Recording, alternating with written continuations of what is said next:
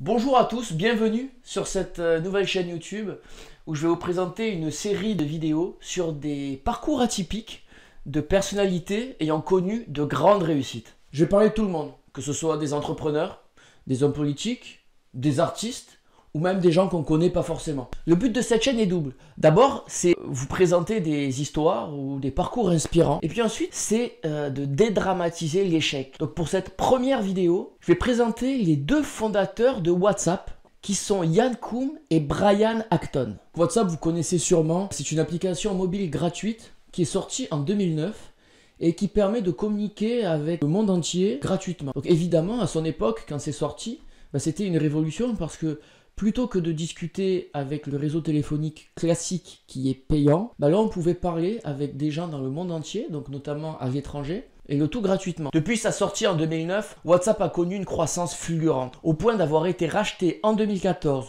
par Facebook pour une somme comprise entre 16 et 19 milliards de dollars. Si on devait résumer aujourd'hui cette application en 3 points, premièrement, que c'est l'application de messagerie mobile la plus utilisée au monde, qu'elle a une base d'utilisateurs de plus d'1 milliard de personnes, et puis que tous les jours, plus de 46 milliards de messages sont échangés et 1,6 milliard de photos sont transmises. Plus que ces chiffres, ce qui est vraiment intéressant avec WhatsApp, c'est le parcours des deux entrepreneurs, des deux fondateurs de WhatsApp, qui sont Brian Acton et Ian Coom. D'abord, Ian Coom, 40 ans, américain, né en Ukraine, avec une fortune estimée à plus de 9,7 milliards de dollars. Ian Coom a un parcours très intéressant. Il est né en Ukraine, il a grandi là-bas, dans un petit village à côté de Kiev, avec sa famille, on va dire relativement modeste. Les différents conflits qu'il y a en Ukraine à cette époque l'oblige, lui et sa famille, à quitter son pays. C'est pour ça qu'à l'âge de 16 ans, il part, lui, sa mère et son père,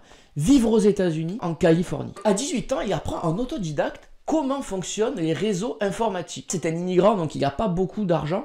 Donc ce qu'il fait pour se former, il décide d'aller acheter des bouquins d'occasion, de travailler dessus. Et une fois qu'il a fini de travailler dessus, il va simplement les revendre. Après, il rejoint un petit groupe de hackers. Il intègre l'université de San José. Puis il fait son petit bonhomme de chemin jusqu'à son insertion dans la vie professionnelle. Il intègre la société Ernst Young en tant qu'ingénieur de sécurité informatique. Son père meurt en 1997 et sa mère également en 2000. Brian Acton, lui, a un parcours différent. Il est américain, né aux États-Unis, il a 44 ans, avec une fortune estimée à plus de 4,6 milliards de dollars. Il grandit aux États-Unis, dans l'État de Floride. Il intègre ensuite l'université de Stanford, où il obtiendra son diplôme en sciences informatiques. Il travaille en tant qu'ingénieur informatique, d'abord chez Apple, et puis chez Yahoo en 1996. Ian Coom et Brian Acton se rencontrent en 1997. Alors que Ian Coom vient auditer les réseaux informatiques de Yahoo, Brian Acton le remarque directement par son ingéniosité et par sa débrouillardise par rapport aux autres gens qu'il connaît à cette époque. 6 mois plus tard, Ian Coom, sur l'impulsion de Brian Acton,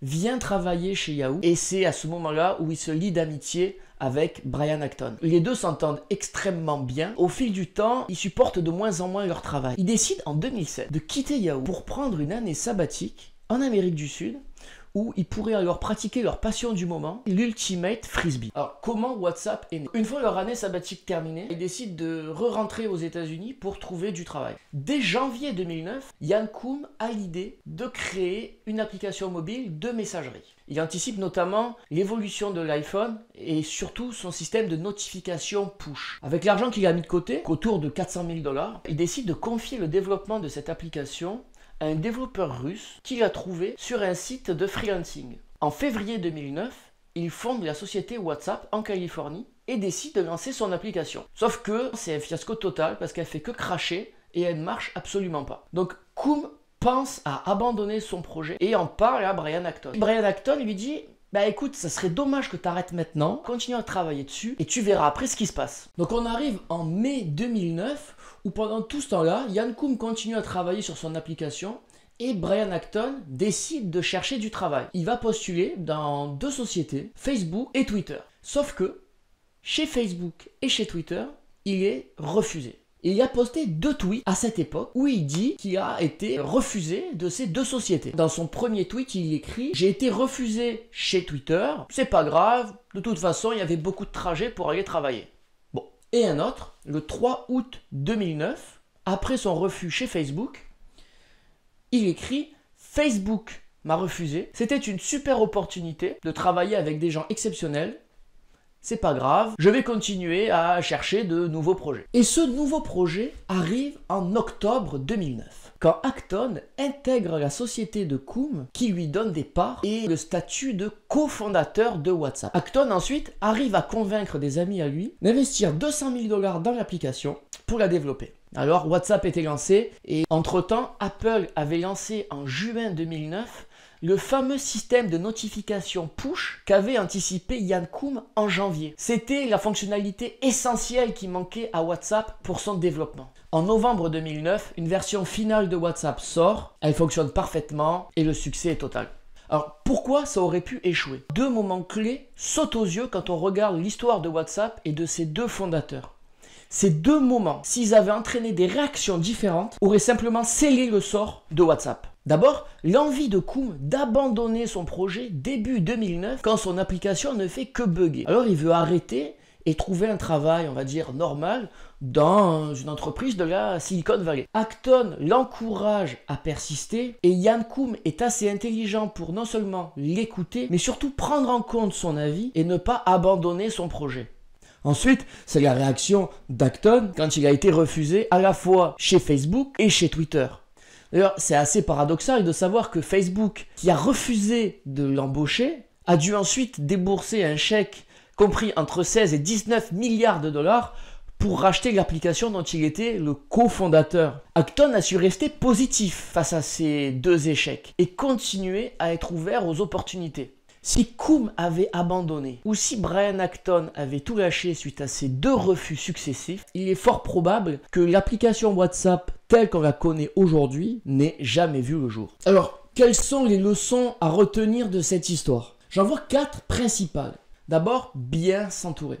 Brian Acton et Ian Koum marchaient main dans la main durant tout le processus. Même quand Koum a lancé son application, Brian Acton était toujours là pour le conseiller et le soutenir. Si Koum s'était entouré d'un ami pessimiste ou jaloux, Brian Acton l'aurait découragé de réaliser son projet. Acton a évidemment tiré parti de cette association puisqu'il a été intégré ensuite dans la société de Ian Koum. Encore une fois, les deux ont travaillé main dans la main, l'un ayant apporté à l'autre des éléments qui pouvaient leur manquer. La deuxième leçon, c'est de rester positif. Ce qui est frappant avec les deux tweets d'Acton, c'est la façon dont il les rédige. Il aurait eu toutes les raisons du monde de se lamenter et de se considérer lui-même comme un échec ambulant. Il quitte un poste chez Yahoo pour voyager, il revient et plus personne ne veut lui, ni Facebook ni Twitter. Pourtant, il dédramatise son échec chez Twitter, il reste ouvert aux opportunités et à l'avenir après son échec chez Facebook. La troisième leçon est de ne jamais abandonner. L'un comme l'autre aurait pu céder à la facilité